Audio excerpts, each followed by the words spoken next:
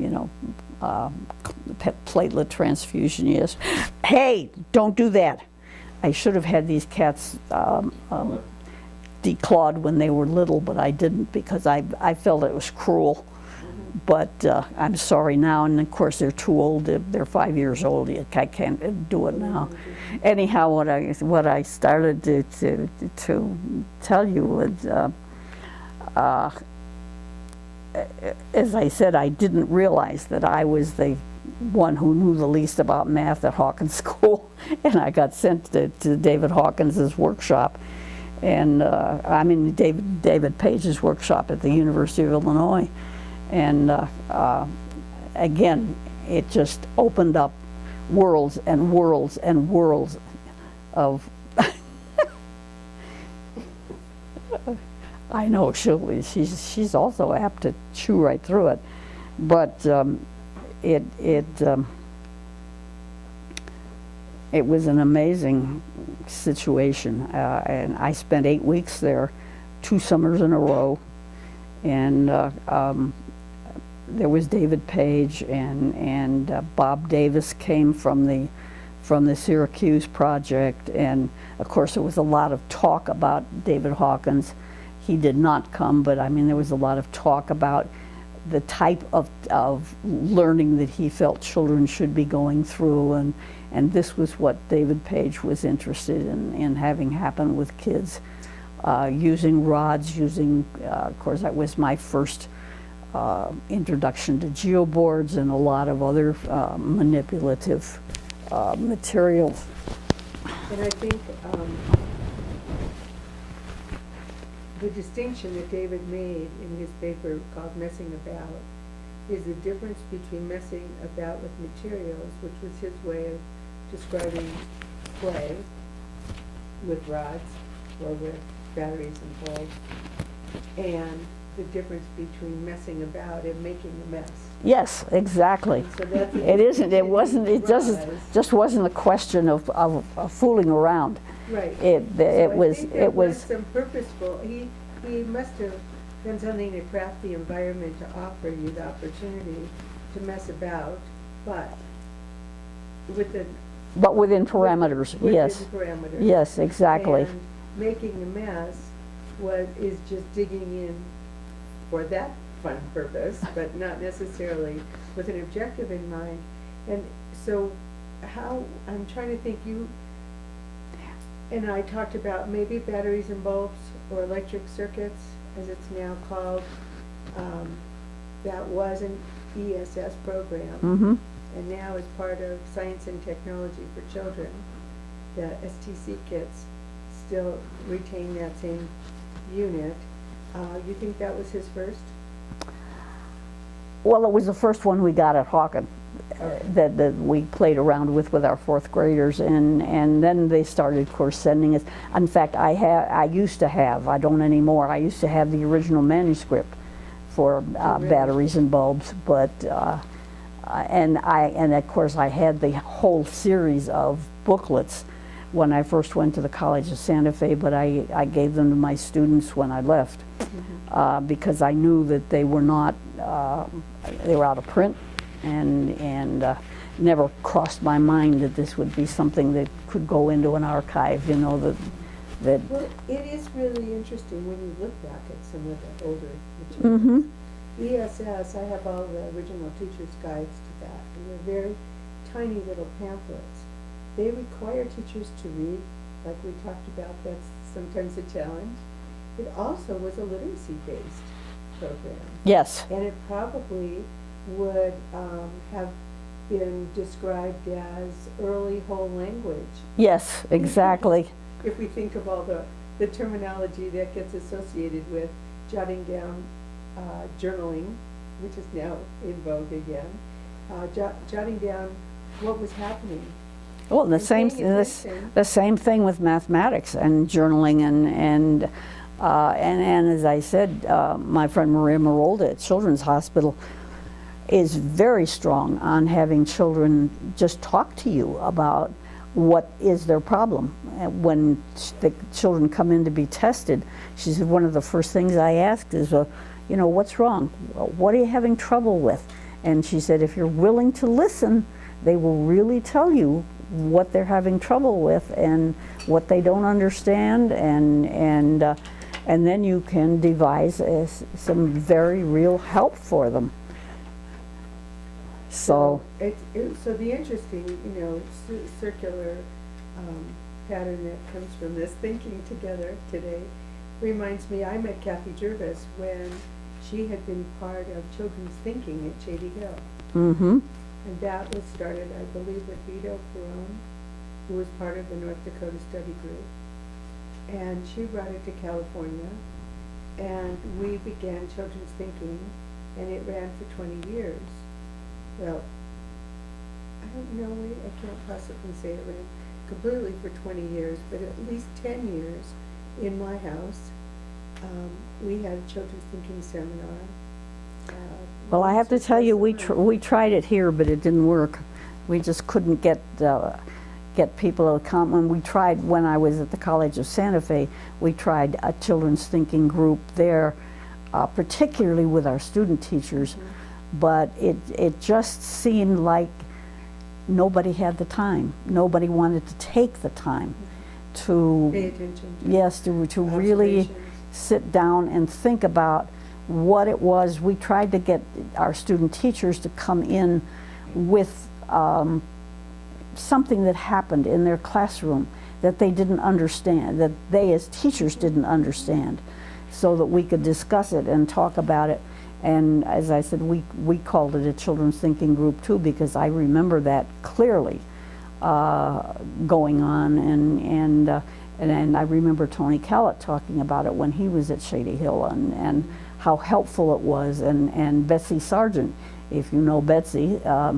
Betsy was a K-1-2 teacher at Shady Hill for a long time. She and her husband Will, until they opened their own school finally, and it was, oh golly, it went for a long time in Boston, but then and then of course the high school that Ned Ryerson started, which was carried on the kind of thinking that David and Franny and everybody were trying so hard to get teachers to use, a kind of in-depth listening to children, thinking about children, watching children, having some faith in children's abilities to know what was difficult and what wasn't difficult, and having some faith in children's ability to want to learn, which was, again, not exactly, I mean, there were teachers that just don't trust children. Mm-hmm. Again, I remember a workshop in Boston. I was an observer. I was not a participant. I was not a teacher in it. But I remember one of the teachers in this workshop saying, but how can the child possibly learn if they're not sitting up straight with their hands folded properly in front of them? And I almost fell off the chair. I mean, it was such for me, it was such an outrageous statement, because what is the posture of a child got to do with their learning?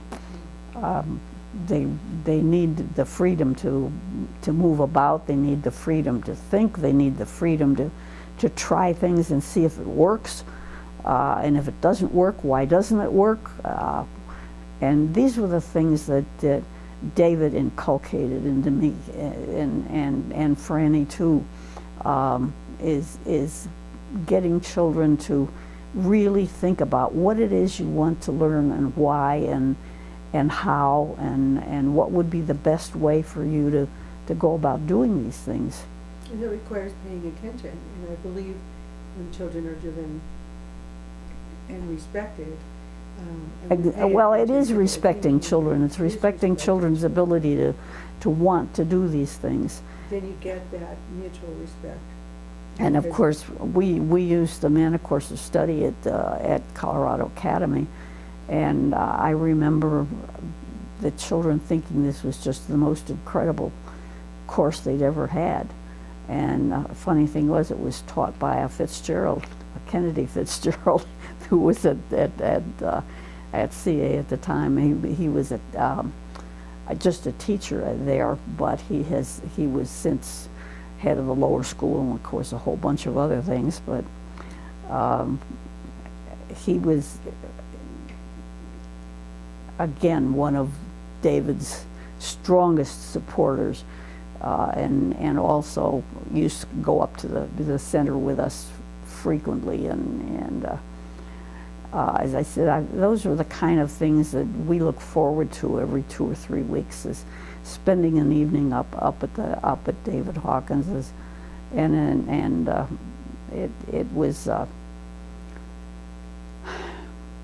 well, I'm not sure that I would have stayed in teaching if it hadn't been for David, to tell you the truth. And I was able to bring a lot of David Hawkins's thinking to my work at the College of Santa Fe.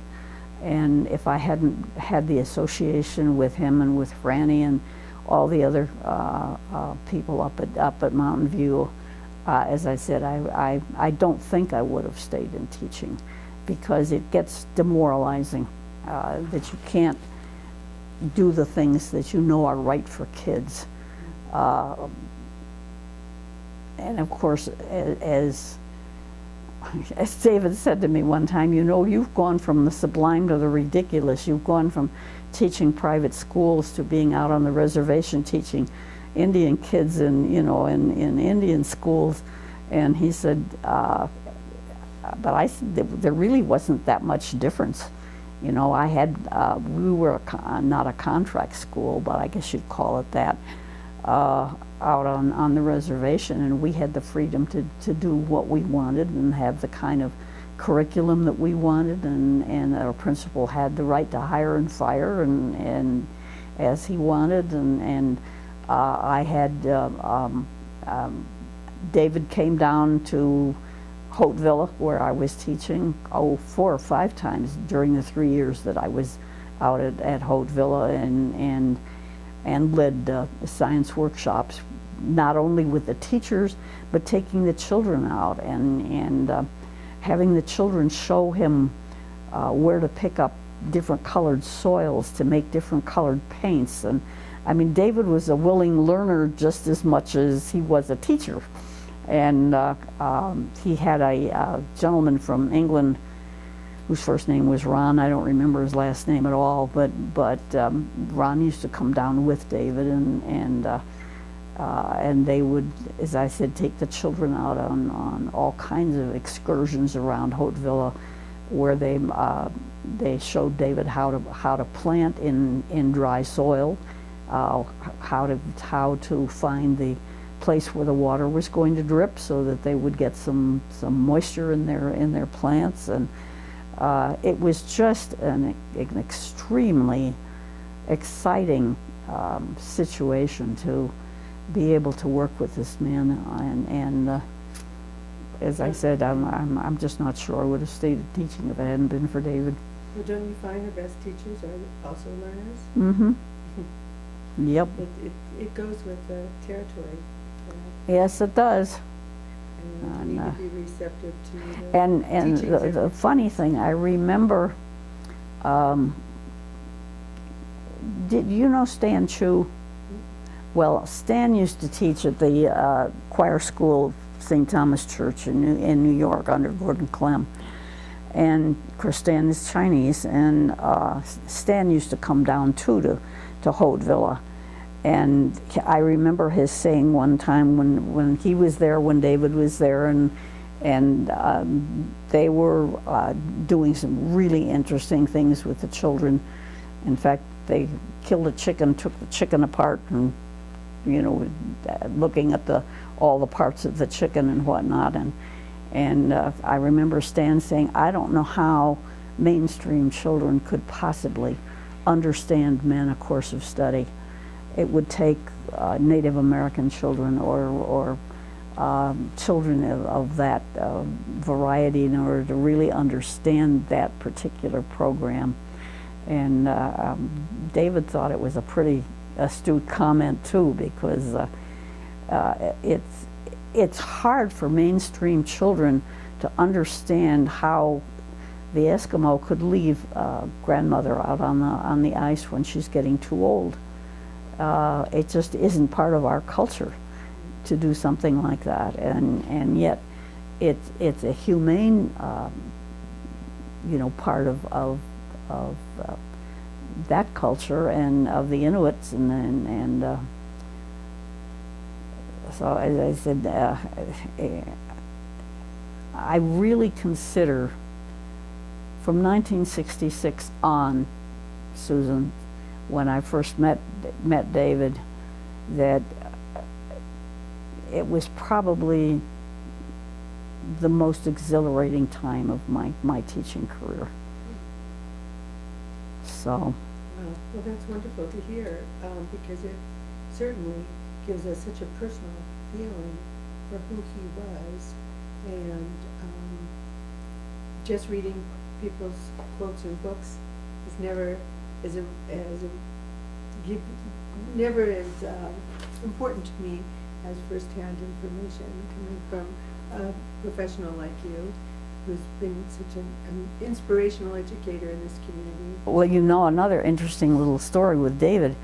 One of the last summer workshops that we did here as a teacher center, we were up at Prep for the summer.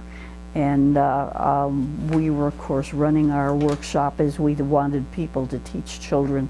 We had the whole open section, that Prep was using at that point for 7th and 8th grade. And we had suggested in the science, one of the science people had suggested, let's build a solar adobe house, a miniature solar adobe house. And the group that was into this science part of it built this wonderful little solar adobe house. It was about a yard long and maybe 2 feet deep, and they had put a corner Indian fireplace, the typical New Mexican fireplace in the corner. And David had come down from Boulder with Franny, and they were spending time with the Ulam, Stan and Franny, Ulam and Francoise, and they came over and spent the morning with us. And David walked in, and I could see his eyes just glom onto this little solar adobe house. And he said, I want to see if the fireplace draws. So wouldn't you know, he, of course, gets the wood together, puts it in the fireplace, and I'll be darned if the smoke didn't go right up the chimney. And he said, did you know that it was going to work when you made it to the group? And they said, no, they didn't. They just made the fireplace as a artistic addition, but they didn't realize that they had done such a good job with it that the fireplace drew, and up goes the smoke right in the. And it was an amazing. Are they here, Chris, Dan, and Franny, either of them? Pardon? Did you say the Ulams lived here? Yes, yeah, and they of course were part of the Los Alamos group. Stan was a mathematician, and when they were living here, Stan used to fly to Florida every winter and teach down there at one of the universities, I've forgotten which, but he'd go down and teach for 2 semesters down there, and Francoise stayed here, and she had a granddaughter at Prep. I can't remember the child's name at all, but again, they were a very, very interesting couple. And Oh, well, I have another question. Okay. There's another interesting connection with David Hawkins. He apparently went to Italy and met the Malaguchis, who were the people behind Reggio Emilia.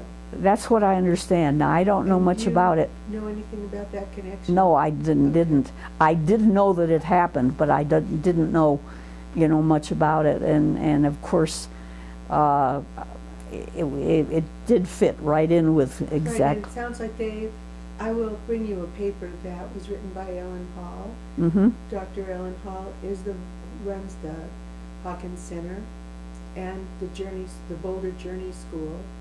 And Ellen and I met, and she shared this array of papers that they're producing and keeping in the Hawkins Library. And Where is the library? so the Hawkins Library is at the Boulder Journey School. Is it? It is. Oh, fantastic. And they are building this exhibit, and the exhibit will be a traveling exhibit. It's been designed at the Boulder School of Architecture, the University of Colorado School of Architecture. So their costs of building it and designing it are very minimal. And they have offered to add a panel that will include David's work at the lab. Oh, for goodness sakes. As well as what Los Alamos is and what he did as part of that. And we are raising money to bring it here. Great. And have it at the Bradbury Museum. Well, I hope I live long enough to see it. Well, maybe this summer. Oh, great. Or early fall. And so I'm raising money to have that panel about his connection to New Mexico. It seems pretty critical to bring here, to be part of the exhibit that when it comes here, and have it at the Bradbury, and have it at the Santa Fe Children's Museum if they are interested in having it there. We're still working on that. And you should be very proud that museum has just blossomed. I haven't been there recently, but I assume that it's going great. Well, it's enlarged with the additional legislative support, but so it's much larger than it ever was. But I'm not really involved in how the exhibits are developed, and the Santa Fe Science Initiative would like to play a larger role in being able to help it reflect inquiry science as much as it possibly can. Well, you know, getting back to the messing about that Yeah. you were talking about, Susan, I think that's the hardest thing for teachers to understand, the difference between messing about with a goal, in a sense, or messing about at least with guidance, as opposed to just making a mess. And I think teachers are very much afraid of children making a mess and not learning anything from what they have made their mess of. And I have used that term always at workshops.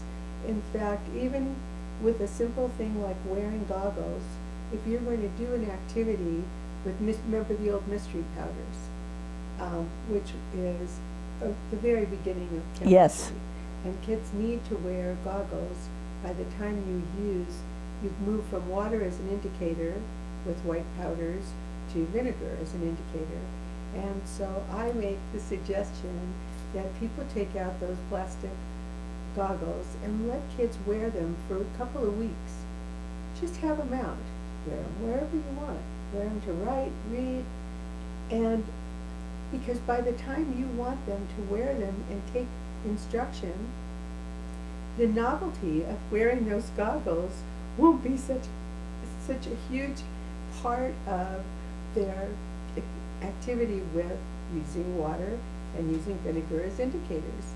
So getting a chance to play with materials and wear all the trappings gives kids opportunity to just mess about. Well, it's the same thing with calculators. Do you know that study that was done in Los Angeles with 1,500 kids, half of whom were the kindergarten kids, half of whom were given calculators just to play with. There was no instruction whatsoever. And half of the kids got the regular kindergarten, whatever number program, whatever you want to call it. And at the end of the year were tested, and the kids who had played with calculators tested out about a year and a half ahead of the kids who didn't. I love that, because what you're doing is you're building this prior knowledge. It's such a rich base to build on when you teach. And all kids have prior knowledge, but calculators may not have fit. Well, I remember a little kid in a K-1-2 class that I was in who came over to me and he says, "Look, when you punch this and this sign and another number, you get a lesser number."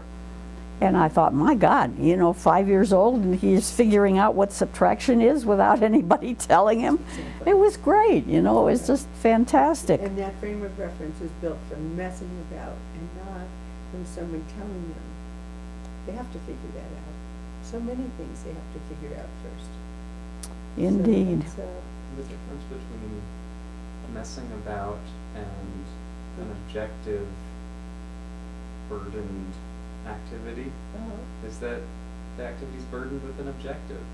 And that means there's fear, because there's fear that it's not going to come out right, or that it's not going to be learned right, or it's not going to be absorbed correctly.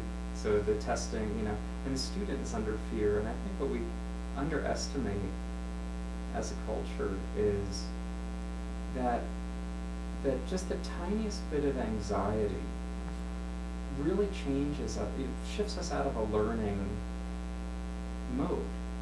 well, it's And true. we're not designed to learn when we're a little bit afraid.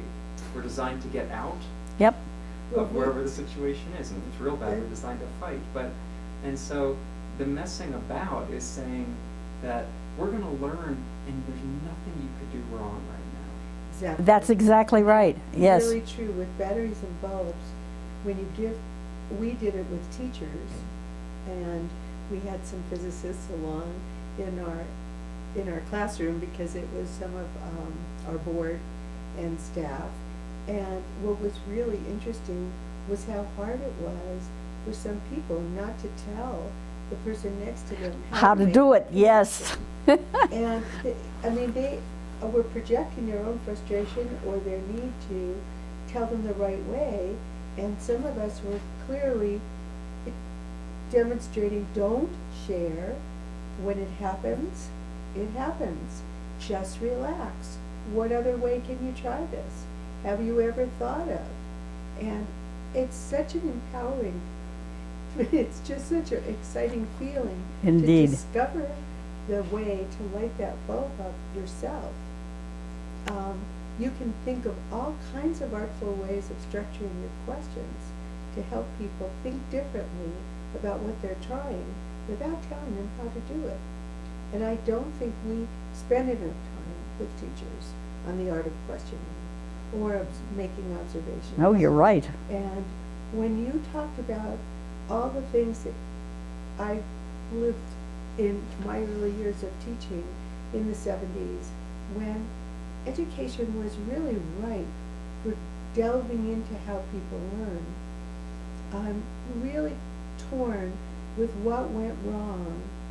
And I'm afraid it's the documentation piece that went wrong for teachers, because somehow educators were in a very strong place in that period when the British infant schools were affecting the way we were looking at learning, and where lots of curriculum was being developed. ESS, SKIS, MANA course of study, and the National Science Foundation poured a lot of money into what kind of curriculum would be available to teachers. And they often got burned because they felt not enough money was put into adequately training teachers to use their materials, and documentation was not done. Teachers were their own worst enemies. They didn't have a lot of data to support what we had and what worked. And Well, not only that, Susan, but I'm I, worried about the fact that we're now using such canned curriculum. It's like teacher-proof. yes. Anyone can do it. You just Well, read a script. I think time is one of the major elements, because I know we felt the pressure of time at the College of Santa Fe. We didn't have the time to really do the job of even supervising our student teachers. They should have had, supervisors there 2 or 3 times a week in their classrooms. We were lucky if we got in 2 or 3 times a semester. And the time element, I don't know how you solve that. I honestly don't with teachers, and other than maybe to lengthen the time of teacher education instead of just, whatever. You could get a license here in 2 semesters if you took 18 hours a semester. And there just wasn't time to do the thinking that you needed to do about children and the observations that you needed to do with children. And as I said, I don't know how you solve that. I really don't. And why we have more time at some other time Yeah. in the world, because I think things were tested on public school children as well as private. And I think we were doing much more exciting curriculum, and it was much more based on children, something that kids could really respond to. Sometimes I look at curriculum and I think it's like this huge imposition on the class. Everybody's going to read the script, everybody's going to read the same books. We have no flexibility whatsoever about when we read what and why. And Well, are you acquainted with the paper that pediatricians use as a guide to what's normal for children in terms of growth and development from birth to 5 years? Have you ever seen that? The Denver Developmental? Yes. Yes. Yeah. Well, I was talking with a young mother the other day who has a 13-month-old. Terribly concerned because her 13-month-old is not walking yet. And I said, come on, I mean, you know, it's normal between 11 months and 18 months. And then she went on to tell me she's already concerned about preschools. I said, for God's sake, let the child grow. I mean, you know, he'll learn an awful lot between now and going to preschool that you couldn't possibly script for him. And I'm going to have to stop because my back is just killing me. That's fine. That's okay, dear. Can I get you a glass of water? Oh, of course. No, I'm going to get You it can for get it now. It's to the